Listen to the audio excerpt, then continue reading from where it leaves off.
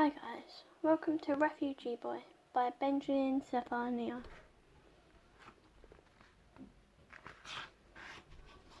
The blurb. As life is not safe for Alam. His father is Ethiopian, his mother Eritrean, and both countries at war. He is welcome in neither place. So his father does the astonishing thing, which first appears callous, but in fact the ultimate gift of love from a planet to their child.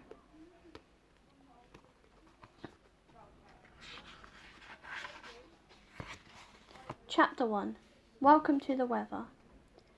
Welcome to England, Mr. Kello, said the immigrant officer as he handed back the passports to Alan's father. Alan stared back at the tall officer. The officer looked down at Alan. Have a good holiday now. Thank you, said Alan's father. He took Alan's hand and began to head for the baggage reclaim area. Alan jerked his father's hand and stopped suddenly. Abaya Terug Telecola. Oh yeah, and by the way, there are some in different languages, so I won't be able to read them, he said, brimming with excitement. His father turned to him and spoke as if he was trying to shout quietly. What did I tell you? From now on, you must speak English. You must practice your English, all right, young man? Alan panicked.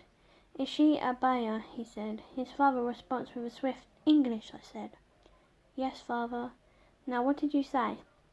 Alan looked back towards passport control. Father, that man who looked at the passports, what was wrong with him? He looked all right to me. I think there's something wrong with his hair. He looked burnt. Did you see his hair? It was red like sunset. He looked hot. He looked burnt. His father shook his head and then continued to walk. No, nothing's wrong with him. This type of hair is called ginger. In England, you'll see many people with colour hair. You must not say burnt, you must say burnt. The word is burnt. As they stood waiting for their luggage to appear on the carousel, Alan looked up at the high ceiling. He loved the large airport building. It reminded him so much of space stations that he had seen in space fiction films. Everything seemed so busy but so organised. Everything looked so large. He looked towards the next carousel where people were waiting for their luggage after a flight from India. Many people were Sikhs. The men were wearing turbans. They looked familiar. Father, are they all priests? Alan asked. They're from India, his father replied. They are called Sikhs. Just like our priests, they wear turbans. And they are also religious, but I've never seen any in Ethiopia. They collected their luggage and headed out towards the exit. Alan was looking around frantically, trying to take the big building and all different people while trying to avoid bumping into anyone, which he eventually did a couple of times before reaching the customs hall. The customs hall was an eerie atmosphere about it. Customs officers stood silently observing the passengers passed through in observing as the passengers passed through in a rather nervous silence. The silence was broken by a large bearded officer leaning over his counter in the direction of Alan and his father. Excuse me, sir, can I have a word with you, please? Certainly, replied Alan's father as politely as he could. Could you put your luggage on the table, please, sir? As the officer spoke, he looked behind in front of the couple. Just the two of you travelling, sir? Yes, Alan's father replied, looking behind to make sure they weren't attracting any followers. Now, this is a routine check, sir. I just need to ask you a few questions, and provided everything is all right, you'll be on your way soon. Right, sir. Where have you arrived from? Addis Ababa, Ethiopia. Did you pack your suitcases yourself? Yes. What is the purpose of your visit? We're having a holiday. I'll take it this is your son? Yes.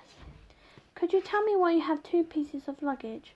It does seem odd," said the customs officer as he looked around their feet for other pieces. "Well, we only have one each because we're going to stay for a short time, and we're planning to buy many things here in London, in the famous Oxford Road and Piccadilly Circle," Alan's father replied, trying to put on the best upper-class accent that he could, but sounding rather clumsy. "I think you mean Oxford Street and Piccadilly Circus.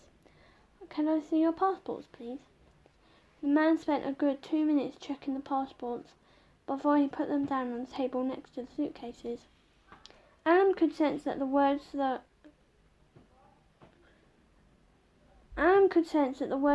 customs officer was speaking were well rehearsed. He could sense that he was trying to be well-mannered and inoffensive, but at the same time there was something dangerous about him. It was as if he were an animal of prey waiting for a chance to pounce. "So you're having a short holiday, sir?"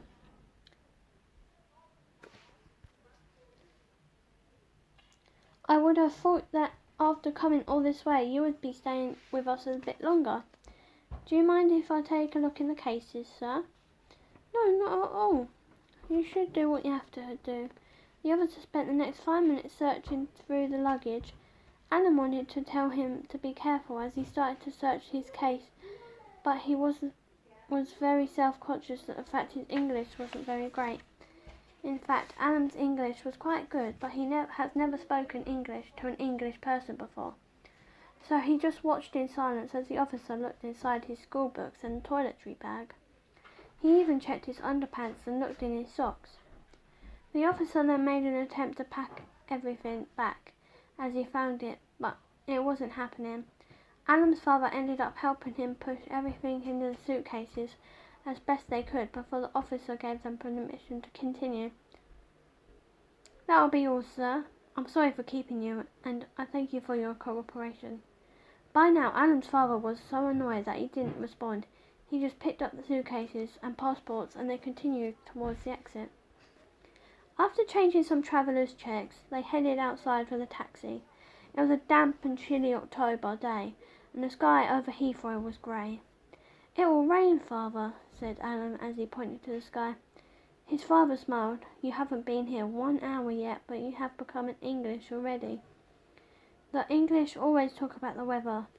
"No, young man, this is not rain clouds, this is English clouds. They use them, they come with territory."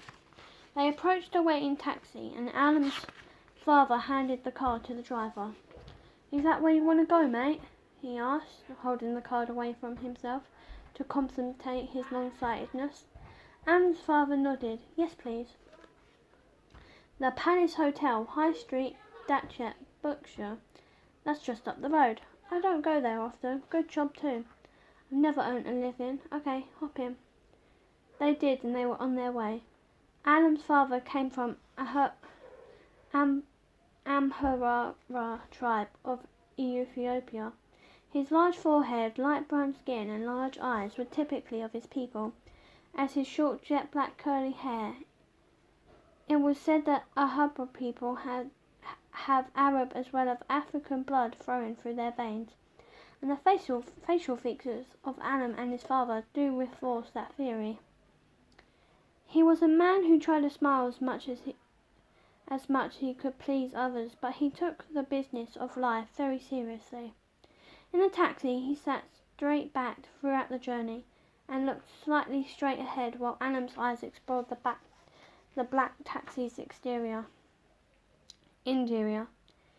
Even the back of the taxi was a source of wonder for Alan, but his excitement was contained as he could see that his father wasn't in the mood. He looked deep in thought to keep his mind occupied. Alan tried to practice his English by reading the notice in the cab, whispering the words as he read them. "No smoking. Licensed Hackney carriage. Red light indicates doors are locked. This seat belt is for your personal safety." After a while, his attention turned to the road at the side of the the M4. It was so straight and wide.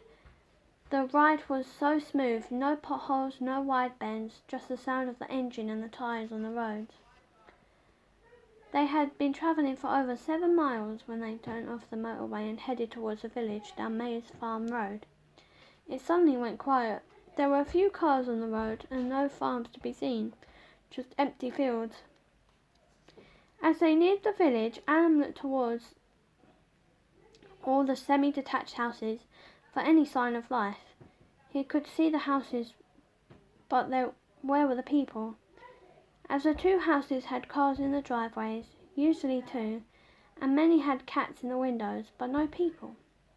He looked up in the chimneys and wondered why they were there for. When he entered the village, things became a little busier, but still remained very orderly. And now Alan began to see animals. There were only dogs that people had on lead, but he was pretty sure he would soon see the local goats and chickens. The taxi pulled up outside the hotel. It was an old-fashioned building that looked to Alan more like a big house than a hotel. After all, he had never seen a holiday inn in Addis Ababa, and he thought that a big skyscraper, so he expected English hotels to be even bigger. Thank you for listening in, and part 2 will be posted soon.